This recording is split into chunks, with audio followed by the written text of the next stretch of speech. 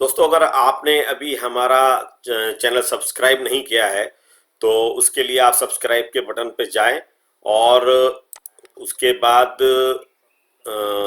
जो बेल का बटन आएगा, ऑल बेल के बटन को आप पुश कर दें। जब ये आपके पास क्लियर हो जाएगा तो आप सब्सक्राइब होने के बाद आपको हमारे नई वीडियो के नोटिफिकेशन मिलते रहेंगे। हेलो दोस्तों, आज हम बताना जा रहे हैं पोर्ट के बारे में। ये देखिए, ये एक पोर्ट है 10K का। और इस वाले पोर्ट को हम कैसे यूज करेंगे, कैसे हम इसको ड्राइंग में यूज करते हैं। ये देखिए पोर्ट है, इसमें आपके जो पॉइंट बने हुए हैं, इसमें 3 पॉइंट बने हुए हैं। 2 पॉइंट तो होते हैं कि 0 से 10K के जो 2 पोर्ट ये होते हैं। और जो बीच का जो मिडिल पॉइंट होता है वो आपका कैलकुलेट करता है कि ये पोर्ट काम कैसे करता है। मैं आपको वो भी दिखाता हूँ। देखिए एनिमेटेड मैंने एक इसका पूरा का पूरा सिस्टम बनाया है। ये जो आपकी अंदर काली वाली प्लेट, ये ब्लैक कलर का जो है, ये कार्बन का पोर्ट लगा हुआ है अंदर की तरफ पूरा। ये पूरी की पूरी एक पत्ती लगाई गई है। इसके 2 पॉइंट लगाए गए हैं। एक तो आपका ये वाला पॉइंट हो गया, एक ये पॉइंट हो गया। इन दोनों के बीच में जो आपका, अगर आप चेक करेंगे तो रेजिस्टेंस 10K होगी।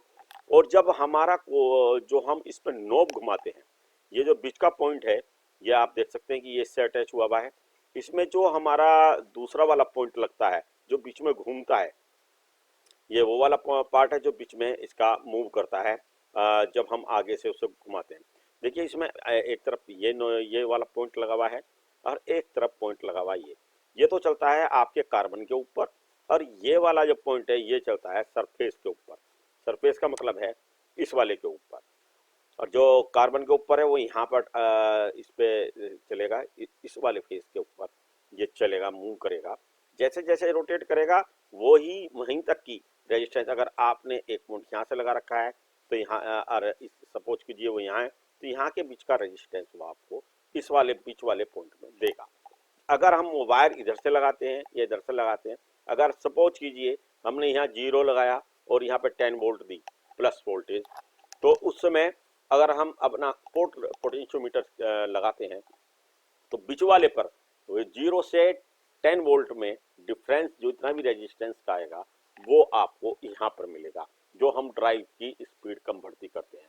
पोटेंशियोमीटर के बारे में जानना जरूरी है कि जब हम लगाते हैं कभी कभी पोटेंशियोमीटर काम नहीं करता, हमें वो कैसे चेक करना चाहिए, हम उसके बारे में आज आपको बताना जा रहे हैं। देखिए ये इसका 0 हो गया, सपोज कीजिए 10 हो गया, और ये इसका मिडिल पार्ट हो गया। अब देखिए मैंने ये वाला ये ब्लैक का वायर लगा रखा है, रेड एंड ब्लैक कोने पर लगे हुए हैं 0 से 10 पर। और जो हमने ब्लू ले रखा है, ब्लू वाला ले रखा है हमने आपके लोड के ऊपर, यानी कि इसमें हमारे डिफरेंशियल वोल्टेज आएंगे। तो हमारा जो ब्लैक और रेड वाला यानी कि ब्राउन कलर का जो वायर है, हम इसके बीच में चेक करते हैं कितने हमारे रेजिस्टेंस है। आप देखिए 9.93 इसके रेजिस्टेंस है।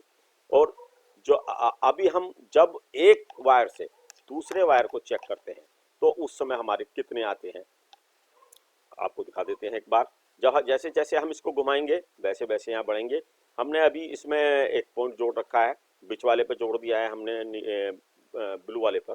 तो एक तरफ से इसके वोल्टेज घटते हैं और एक तरफ से, यानी कि रेजिस्टेंस, यहाँ पे हम रेजिस्टेंस की बात कर रहे हैं, हमारे रेजिस्टेंस घट और बढ़ रहे हैं। मल्टीमीटर बता रहा है। ऐसे ही देखिए अब नीला वाला जो वायर है, इसमें ब्लू कलर का जो है, ये आउटपुट का वायर है। आउटपुट को हम जब एक तरफ से लगाते हैं तो एक तरफ से घट बढ़ रहा है, अगर हम दूसरी तरफ से लगाएंगे तो वो प्लस से माइनस की तरफ जाएगा, यानी कि हमारे वोल्टेज उतने मिलेंगे लेकिन डिफरेंस।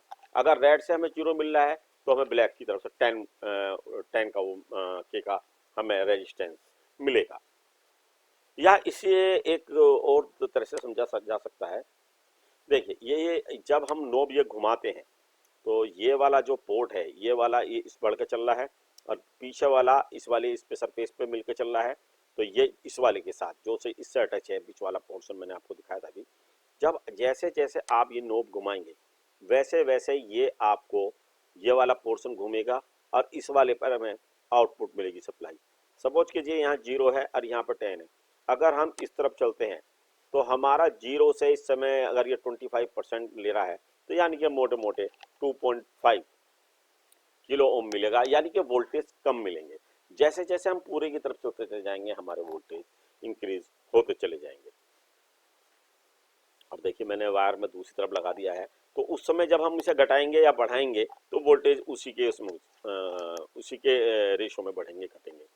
दोस्तों जिस समय आप देखिए, आप ये रेड के साथ हमने ब्लू लगा रखा है तो वोल्टेज दूसरी तरफ चल रहे हैं।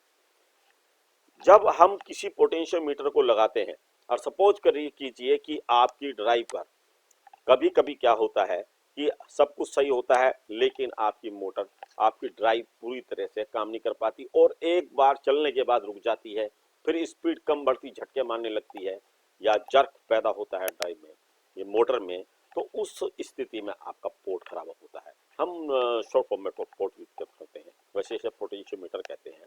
तो दोस्तों ये केवल रेजिस्टेंस के ऊपर काम करती है। आपका बहुत दिनों चलने के बाद ये आपके थोड़ा सा घिस जाता है, तो जिसकी वजह से इनके बीच में थोड़ा सा गैप आ जाता है, तो गैप आने की वजह से ये काम नहीं करता। ये बहुत मैंने ये एनिमेशन जो हमने बनाया है आपके लिए, ये बिल्कुल पोर्ट का एनिमेशन इसलिए बनाया है कि आपकी समझ में बहुत अच्छी तरह से आ जाए। जो हमारी नोब है वो एक उसके थ्रू ये कई तरह के डिजाइन बन सकते हैं।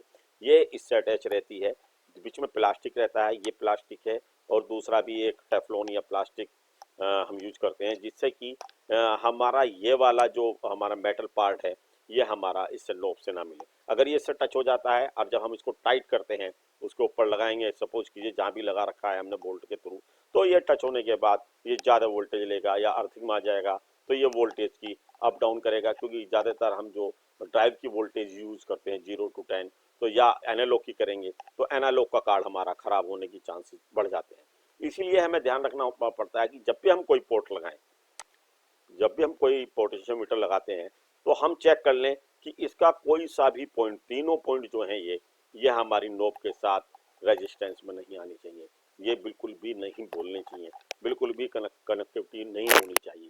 अगर इनके बीच में कोई भी कनेक्टिविटी होती है तो समझिए कि आपके एनालॉग कार्ड या ड्राइव आपकी खराब हो सकती है। तो दोस्तों आशा है कि आपने इसके बारे में आज जान लिया होगा। आगे आने अगर आपको और कुछ जाना है तो आप कमेंट्स में मुझे लिख सकते हैं। आज के लिए इतना ही काफ़ी है। धन्यवाद।